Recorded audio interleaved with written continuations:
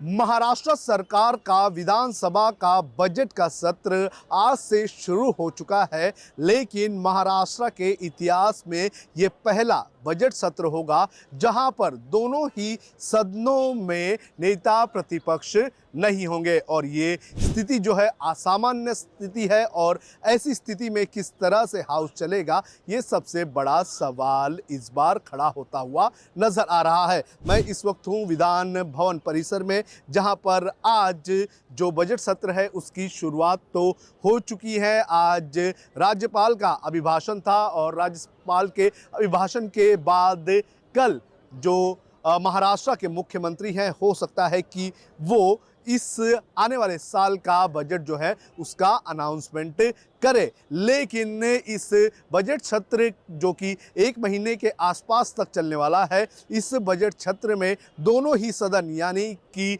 विधान परिषद और जो विधान भवन है, यहाँ पर नेता प्रतिपक्ष के बिना किस तरह से सदन चलाया जाएगा, ये अपने आप में सवाल उठ रहा है। आपको बता दें कि संजय राउत ने इसको लेकर एक बयान दिया था और कहा था कि ये जो स्थिति है ये लोकतंत्र के लिए काफ़ी खतरनाक है। आपको ये भी बता दें कि महाराष्ट्र के मुख्यमंत्री देवेंद्र फडणवीस से भी इसको लेकर जब सवाल पूछा गया तो उन्होंने भी ये कहा कि ये पूरा डिसीजन जो है वो विधानसभा स्पीकर के हाथ में होता है, वो जो डिसीजन लेंगे वो हमें मान्य होगा। लेकिन क्यों जो विपक्ष है उसके पास नेता प्रतिपक्ष नहीं जा रहा है, इसको लेकर भी टेक्निकल चीज़ें सामने आ रही हैं। आपको बता दें कि महाराष्ट्र विधानसभा में टोटल 288 सीटें हैं और किसी को भी अपना अगर विपक्ष को नेता प्रतिपक्ष बनाना होता है तो उसके पास मिनिमम 10% यानी कि 28 सीटें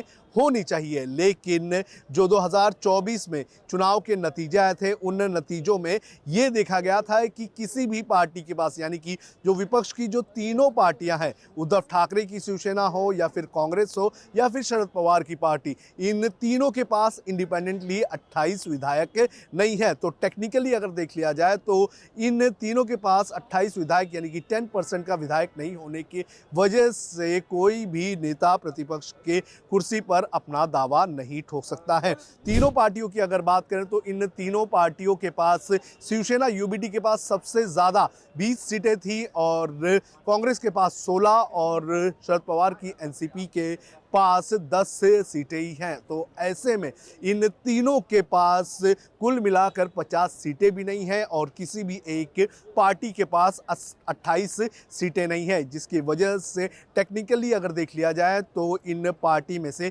किसी को भी नेता प्रतिपक्ष की कुर्सी नहीं मिल सकती है। वहीं अगर बात करें विधान परिषद की तो पिछले साल प्रज्ञा सातव के इस्तीफे के बाद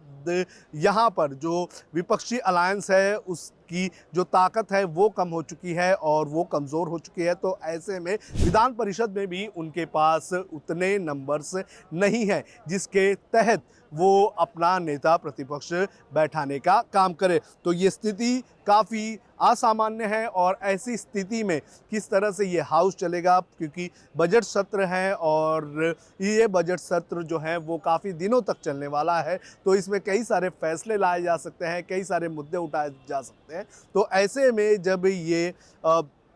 जो सत्र होगा ये बगैर नेता प्रतिपक्ष के चलेगा तो किस तरह से काम होगा ये देखना बेहद ज़्यादा ज़रूरी है। आज पहला दिन था, गवर्नर का जो अभिभाषण था वो हुआ है और कल महाराष्ट्र में बजट पेश किया जाएगा और इस बजट में कौन कौन सी चीज़ें मुंबई के और महाराष्ट्र की जनता के लिए होगी ये देखना बेहद ज़्यादा ज़रूरी है। और सबसे महत्वपूर्ण बात यह है कि क्या लाडली बहन योजना को लेकर कोई बड़े फैसले इस बजट में लिए जाएंगे, क्योंकि ये भी कहा जा रहा था और वादा भी किया गया था कि लाडली बहन योजना के तहत जो महिलाओं को पैसे मिलते हैं वो पैसे जो है बढ़ाने का काम किया जाएगा। क्या 2100 रुपये किया जाएगा या फिर लाडली बहन योजना को अजित पवार जो कि महाराष्ट्र के पूर्व मुख्यमंत्री थे 28 जनवरी को जिनका निधन हुआ था, क्या उनका नाम दिया जाएगा, ये सारी चीज़ें देखना बेहद ज़्यादा ज़रूरी है। वीडियो जर्नलिस्ट आदित्य कासारे के साथ सुन कनौजिया, लोकमत हिंदी, मुंबई।